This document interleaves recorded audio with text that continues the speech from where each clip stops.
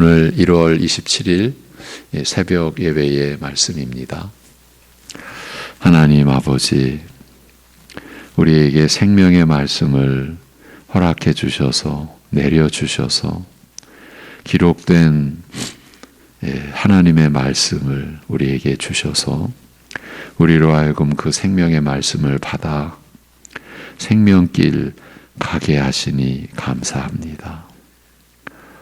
죽음의 길을, 사망의 길을, 그 영원한 불행과 저주의 길을 가야만 했던, 결코 벗어날 수 없었던 우리들을 값도 없이 베풀어 주시는 한량없는 은혜로 그 인자하심으로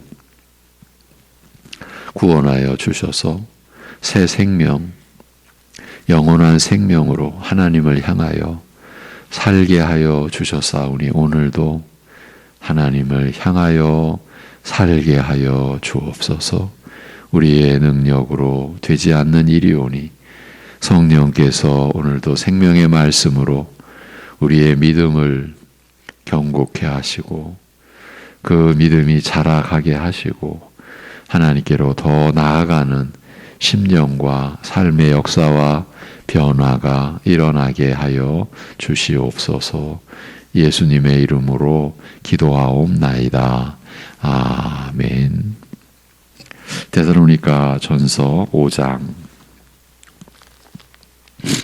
10절에서 14절입니다. 데살로니가 전서 5장 10절에서 14절.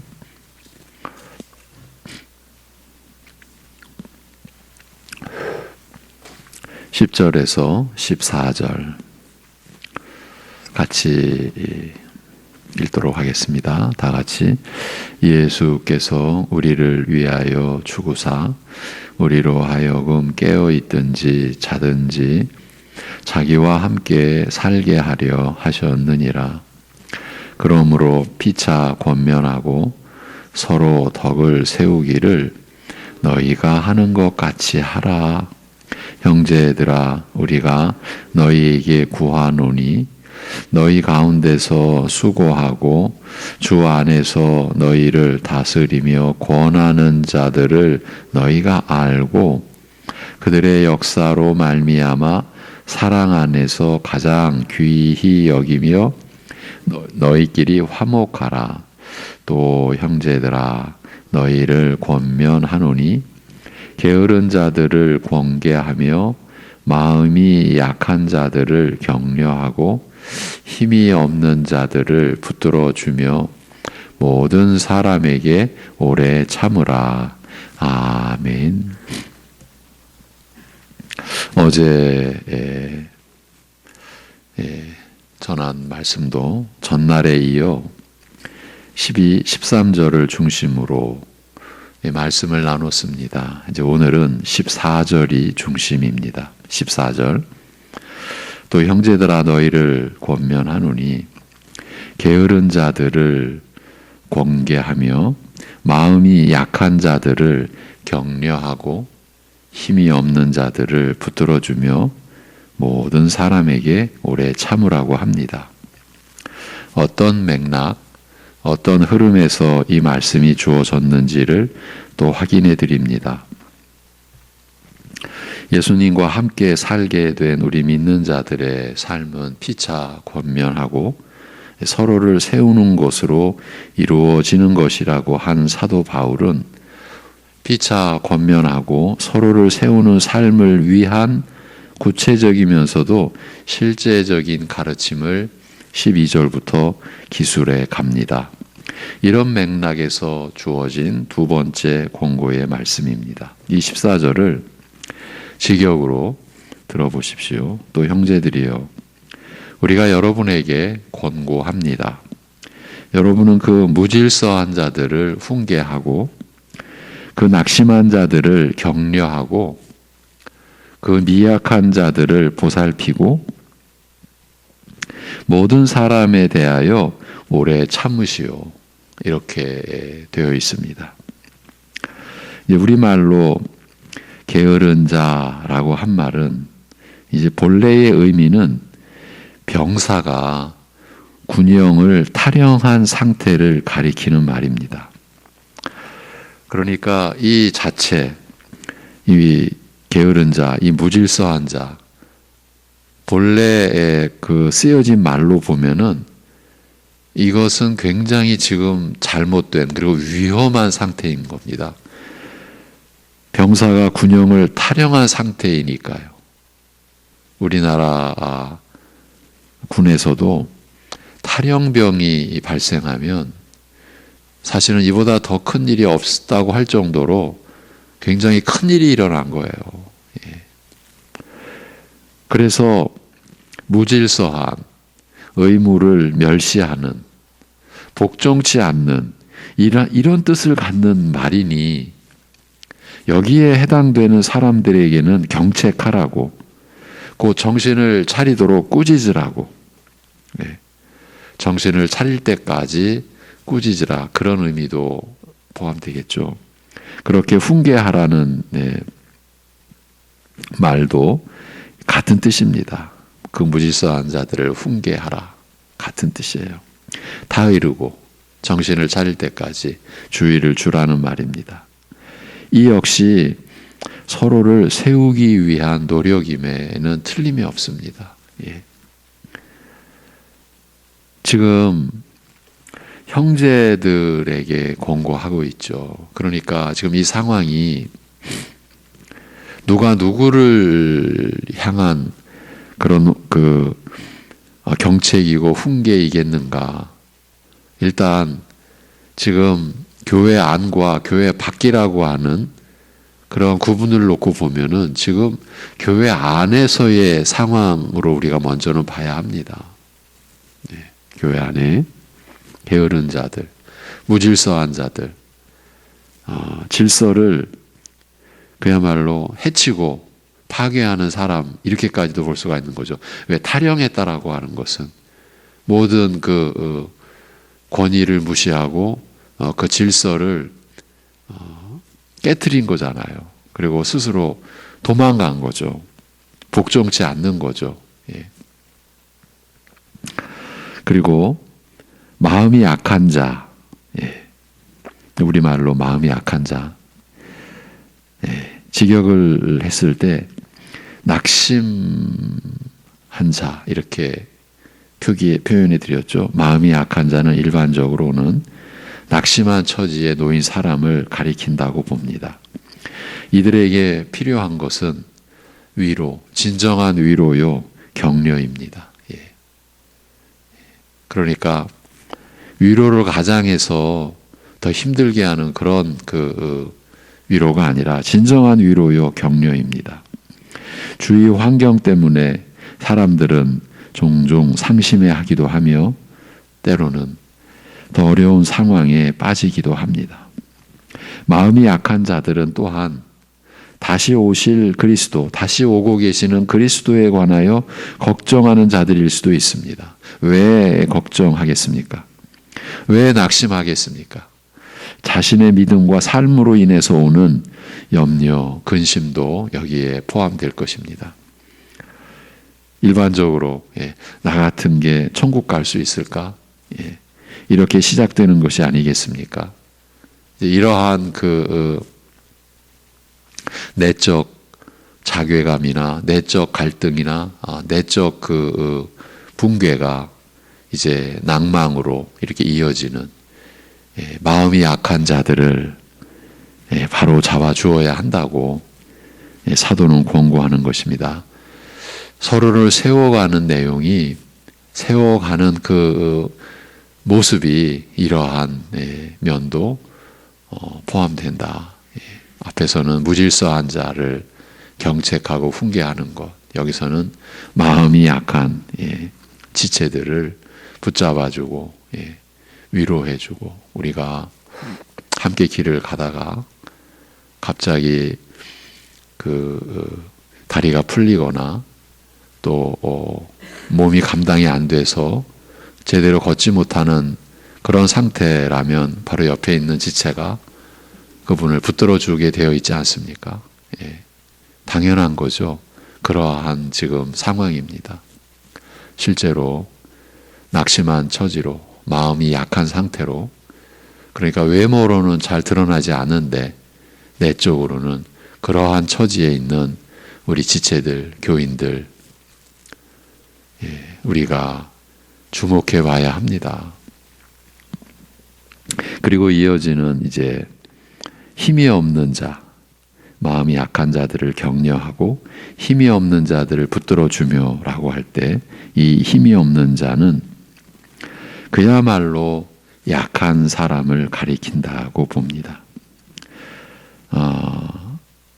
먼저는 육체적으로 약한 경우도 이에 해당되겠는데 앞의 경우에는 그러니까 마음이 약한 자들은 어떤 상황이나 일로 인하여 낙심한 상태, 마음이 약해진 사람을 가리키는 것이라고 한다면 지금 여기 힘이 없는 자는 모든 면에서 약한 사람을 뜻한다고 보는 겁니다. 근데 대표적으로 병이 약한 사람을 가리키지 않나 싶습니다. 이런 사람들은 돌보고 보살펴 주어야 하지 않겠느냐고, 한마디로 붙들어 주어야 하지 않겠느냐라는 겁니다. 그러면서 모든 사람에게 오래 참으라고 합니다. 여기서 바울 사도가 모든 사람에 대하여라고 한 그 대상은 일반적으로 모든 사람을 가리킨 것이라기보다는 방금 앞에서 언급했던 대상들을 가리켜서 곧 무질서하고 낭망한 가운데 또 여러 요인으로 인하여 약해진 지체들, 그들을 가리켜서 모든 사람이라고 하면서 그들 모두에게 오래 참을 것을 권고했다라고 보는 게 맞을 듯 싶습니다. 지금 우리는 이 말씀이 주어진 이 전체 흐름을 놓치면 안 됩니다. 그걸 붙들고 가야 이러한 권면이 우리에게 더 구체적이 되고 실제적이 되죠. 지금 피차 권면해야 하는 예수 그리스도 안에서 예수님과 함께 영생을 사는 그 하나님 나라에 속한 이들의 삶은 피차 권면한다. 그리고 서로를 세우는 것이라. 한 사람이 그 한 사람을 세우는 것이라고 하는 말씀을 지금 풀어가고 있는 거예요. 그 실제적인 교훈인 거예요. 그런데 서로를 세우는 그 대상이 무질서한 자일 수도 있고, 심약한 자, 마음이 약한 자, 낙심하고 절망에 처해 있는 자, 또는 여러 가지 요인으로 그야말로 약한 자, 힘이 없는 자, 이런 사람들을 지금 바울 사도가 제시를 한 거예요. 그런데 이 게으른 자 혹은 무질서한 자, 이 전에는 규모 없는 자라고 표기했었어요. 우리말로. 이런 처지에 놓여 있는 지체들, 교인들을 경책하거나 훈계하는 일은 실로 결코 간단한 일이 아닙니다. 외인고안이 이런 경우, 이런 처지에 있는 이런 사람일수록 자신의 문제를 인정하는 경우가 드물기 때문입니다. 오히려 자신의 주장과 견해에 대해서 더 강하게 나오기가 십상입니다. 그러니 훈계를 받아들이려 하지 않는 것은 당연한 것 아닙니까? 본뜻이 타령한 사람이라고 하지 않았습니까? 국가의 법과 규율을 무시하는 정도입니다. 한 교회의 질서를 존중하지 않고 자기 주관대로 행동하는 것은 어렵지 않을 것입니다. 물론 교회 곧 하나님 나라가 한 나라의 체제보다 작다 그런 표현을 제가 하려고 한 건 아닙니다.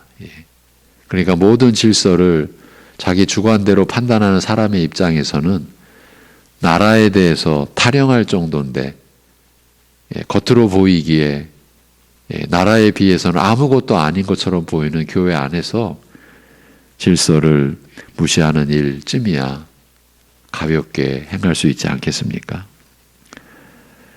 사실은 교회를 하나님 나라로 인식했다면 한 국가의 법이나 규율보다 교회의 법과 질서가 더 크고 준엄하다라는 것을 알 것이요, 교회의 질서를 허무는 행사에 대해서는 스스로 더욱 경계하고 자신을 지켰을지도 모릅니다. 결국은 이 게으른 자, 그는 하나님을 두려워하지 않는 자라는 특징을 가졌다. 이렇게 볼 수 있는 거예요. 하나님을 두려워하지 않는 거예요. 그러니 규모 없이 교회 안에서 무질서하게 행동을 해도 스스로를 의식을 못하는 거죠. 하나님을 두려워하지 않으니까요. 그래서 이들을 경책하여 바로 잡기 위해서는 오래 참아야 하는 것입니다. 이 모든 것이 서로를 세워가기 위해서입니다. 그런데 오늘은 좀 관점을 달리해서 이 14절에 좀 접근해 가고자 합니다. 이 구절의 내용들을 어떤 입장에서 보느냐 하는 것, 이것이 어쩌면 관건이 아닐까 싶은 거예요. 그러니까 나 자신은 여기에 하나도 해당되지 않고 다른 이들에 관한 말씀이라고만 본다면 이 역시 큰 문제이지 않나 싶기도 합니다. 이곳에서, 이 구절에서 뿐만 아니라 우리 믿는 자들이 하나님의 말씀인 성경을 보고 들을 때 항상 나 자신, 자기 자신에게 그 말씀을 가져와야 맞지 않겠습니까? 그 말씀을 자기 자신에게 적용시켜야 옳지 않겠습니까? 지금 이런 관점이 옳은 것이죠. 제가 어제 전한 말씀 가운데서도 타협할 수 없는 내용은 명시했었어요. 그것이 무엇이었습니까? 하나님을 예배하는 자라면 누가 말씀을 전하든 하나님의 말씀을 전한다라고 할 때는 귀를 기울여 들어야 한다 하는 점에 있어서는 타협이 있을 수 없다. 그 예배자, 그 말씀을 경청해야 할 입장에는 우리의 어떠한 처지와 뭔가를 이렇게 좀 구분해서 그런 경우는 말씀을 좀 귀 기울이지 않아도 되지. 뭐 그렇게 경청하지 않아도 이해가 되고 받아들여 줘야지. 이런 경우가 없다라고 했어요. 이 점에 있어서는 타협해서는 안 된다. 우리가 지금 사람에게 보이려고 예배하는 것이 아니라 오직 하나님을 진심으로 바라고 향하고 하나님께 예배드리는 자라면 하나님의 말씀이 누구에 의해서 전해지든 주목해야 되고 경청해야 되고 하나님의 말씀이니까 이 점에 있어서는 타협해서는 안 된다. 어제 제가 강조했었어요. 저나 어느 누구도 예외가 없다고. 지금 이 점도 그렇습니다. 우리가 하나님의 말씀을 보고 들을 때 항상 나 자신에게 그 말씀을 가져와 적용시켜야 합니다. 어느 말씀이든 자신은 빼놓고 남들에게만 해당된다라고 하는 경우는 너무 위험한 상태에 처해 있다고 간주해야 합니다. 그래서 오늘 말씀 앞에 먼저 자신을 세워야 하는 것입니다. 오늘 이 본문 말씀 앞에 한 예를 들어보겠습니다. 게으른 자를 일반적인 측면에서 고려해 볼 때 지금 탈영병 이런 의미까지는 들어가지 않고 본래는 그렇게 되는데 그래서 무질서한 자, 규모 없는 자인데 일반적으로 게으른 자. 그러니까 이게 개정이 되기 전에는 규모 없는 자였어요. 근데 개정이 되면서 게으른 자라고 한 거를 어쩌면은 의미가 좀 더 후퇴했다라고 그렇게 보여지는 거죠. 본래는 탈영병인데. 자, 이제 게으른 자를 일반적인 측면에서 고려해 볼 때 일상생활에서 누가 보아도 열심이고 근면하다라고 할 수 있는 교인이 말씀을 보고 묵상하며 기도하는 면에서는 너무 안일에 빠져 있을 수 있습니다. 이런 경우가 실질적으로 게으른 자가 아니겠습니까? 하나님 앞에서 그는 게으른 자인 거예요. 사람들 앞에서는 그가 근면 성실한 사람이라 이렇게 평가를 받는다 쳐도 하나님 앞에서는 그는 게으른 사람이에요. 이런 경우가 우리에게는 얼마든지 있을 수 있는 거예요. 실질적으로 그는 사람들에게 보이기에는 성실한 사람으로 여겨질지 몰라도 그는 게으른 자가 아니겠습니까? 이렇게 보면 우리의 생각과 묵상은 내용을 얼마든지 달리할 수 있습니다. 하나님 말씀을 중심으로 한다면은요. 자기 중심이라고 하는 올가미를 벗지 못한 채로 거의 늘 우리는 자기 자신에게 속박당한 채로 살고 있지 않나 싶은 거예요. 여기서 다시 또 자기 본위, 자기 위주, 자기 중심이라고 하는 우리의 일반 속성이 또 드러날 수밖에 없는 거예요. 지금 하나님의 말씀을 받으면서 나는 상관없는 곳으로 일단 벌써 제쳐놨어요. 나는 제쳐놨어요. 이 게으른 자하고 나하고는 상관없지. 이 마음이 약한 자, 힘이 없는 자, 이건 상관없지. 이렇게 제쳐놓는 자체가 자기 중심 아니겠습니까? 그 하나님의 말씀을 자기에게 지금 비추지 않은 거예요. 적용시키지 않은 거예요.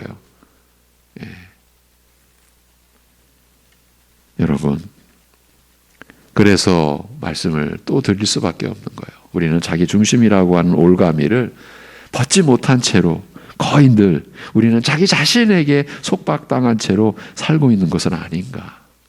이런 인식에도 하나님과 그의 나라를 중심으로 할 때야 그나마 접근이 가능하지 않을까 생각되는 거예요. 자기 중심이라는 게 나를 얽어매는 올가미구나. 이런 의식도, 이런 인식도 하나님과 그의 나라를 우리가 중심으로 하고자 할 때에야 그나마 접근 가능하다, 이렇게 여겨지는 거예요. 하나님의 말씀을 중심으로 살아가야 한다라는 전제가 우리 안에서 성립이 되어야 자기 중심이 우리를 올가매는 올감이라고 인식할 수 있다라는 뜻이에요. 사실 거의 모든 사람들이 자기 중심으로 살아갑니다.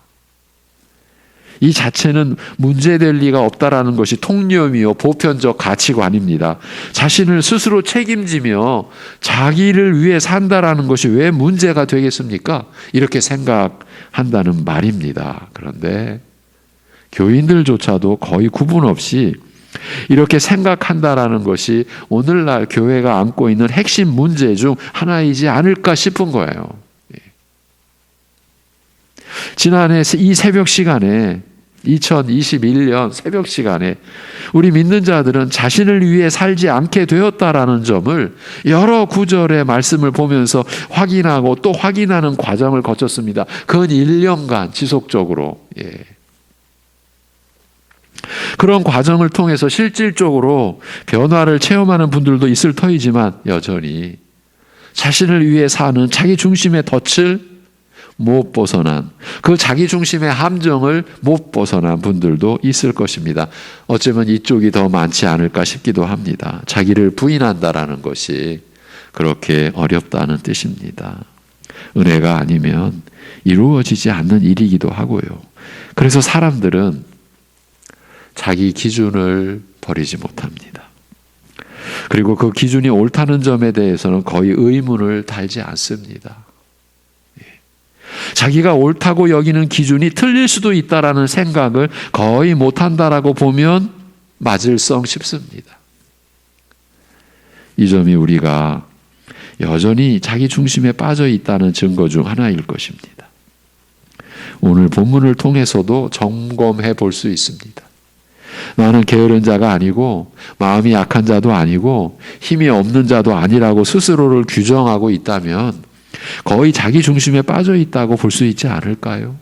어떤 근거로 그렇게 볼 수 있는가 하면 지금 자신의 기준으로 자기 자신을 판단했다고 그렇게 볼 수 있기 때문인 거예요. 자기가 세운 기준으로 자신은 게으르지 않다고, 본래 마음이 약한 자는 아니라고 이렇게 여기는 것이 아니겠습니까? 이 상태에서도 어려운 점이 드러납니다. 자기 기준을 가질 때 우리 신자들은 그 기준이 말씀에 의한 것이고 말씀에 따른 것이라고 스스로 믿어버리는 거예요. 그렇게 믿으니까 자기 기준이 옳다고 확신하는 거예요. 그러니까 자기가 그 말씀을 받은 거, 이해한 것이 그것이 하나님의 뜻이다. 그리고 그 말씀이 내 기준을 받쳐주니까 내 기준은 틀릴 리가 없다.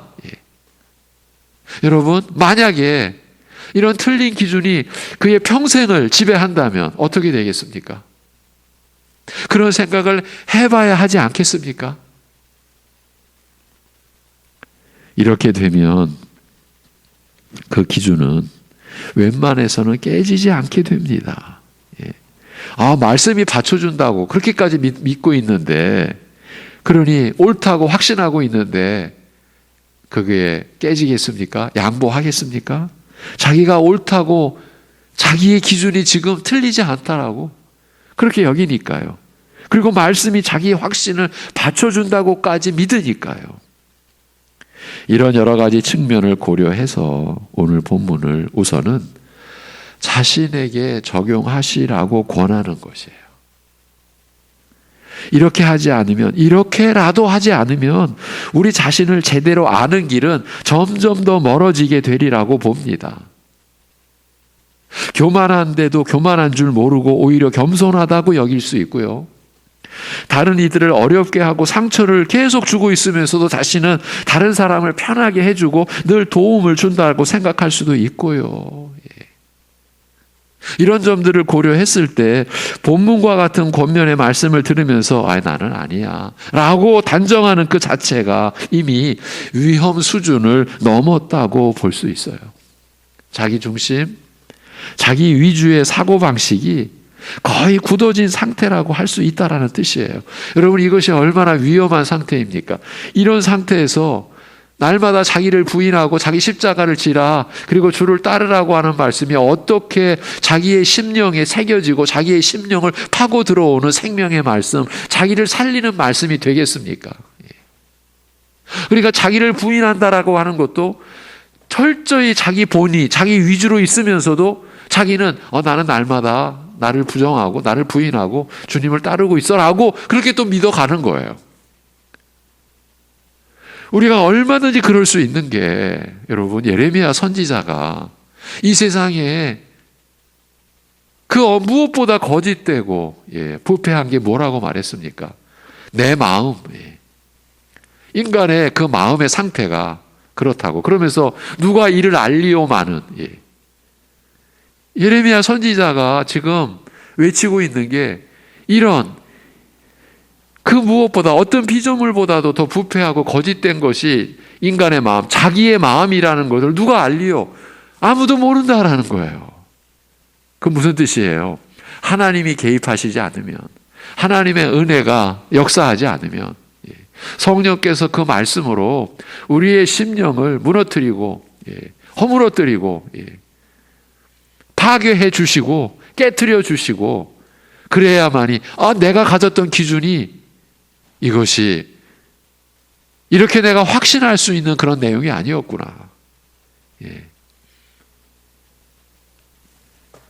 그렇게 되어지는 거죠, 여러분. 이렇게 계속 가게 되면 본인은 물론이거니와 가까운 사람들부터 결국은 같이 어렵게 되고 불행해지는 것입니다. 근데 이게 또 또한 어려운 거예요. 어느 시점까지는 그 자기 자신도 어렵고 함께하는 사람들도 점점 어렵게 되어지고 불행해져 가는 게 어느 시점까지는 가려진다라는 거예요. 우리 스스로도 인정을 안 하니까요. 괜찮아 이런 식으로. 이게 무서운 거예요, 사실은. 그래서 우리가 개구리의 경우를 교훈 삼잖아요. 개구리를 서서히 물에 넣고 물을 데필 때 그 물로 인해 익어가면서도 모른다고 그러죠. 그게 바로 우리를 가리키는 것 아닐까 싶은 거예요. 이만큼 이 말씀을 자기 자신에게 우선 적용시키지 않고 이건 누구에게 해당되는 말씀이야, 이런 식으로까지 이렇게 나아가는 것이 얼마나 위험한 상태인가. 이러한 내용을 나눌 때에는요, 이 말씀을 전하는 제 자신이 우선 해당된다라는 그런 심정으로 제가 말씀을 전하는 거예요. 여러분은 그래, 나는 아니야. 제가 이런 심정으로 지금 이 말씀을 전한다면 누구보다도 제가 위험한 상태에 있는 거죠. 저 역시 그야말로 가까스로 하나님의 은혜로 이러한 점에 대해서 여러분보다 먼저 고통받고, 그러한 자신을 그나마 조금이라도 깨닫고, 내가 옳았는데라고 했던 게 얼마나 무지막지한 폭력이었는지, 포갑이었는지, 그런 점에 대한 자복과 각성과 회개가 있어 왔던 그런 과정에서 여러분과 이런 말씀을 나누는 거예요.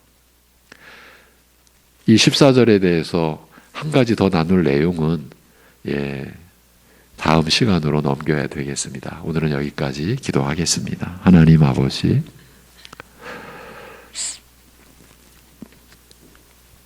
무질서하고 규모 없이 게으른 상태에 있는 것이 얼마나 위험하고 얼마나 지금 두려운 상황에 처해 있는지 오늘 우리에게 일러주고 계십니다.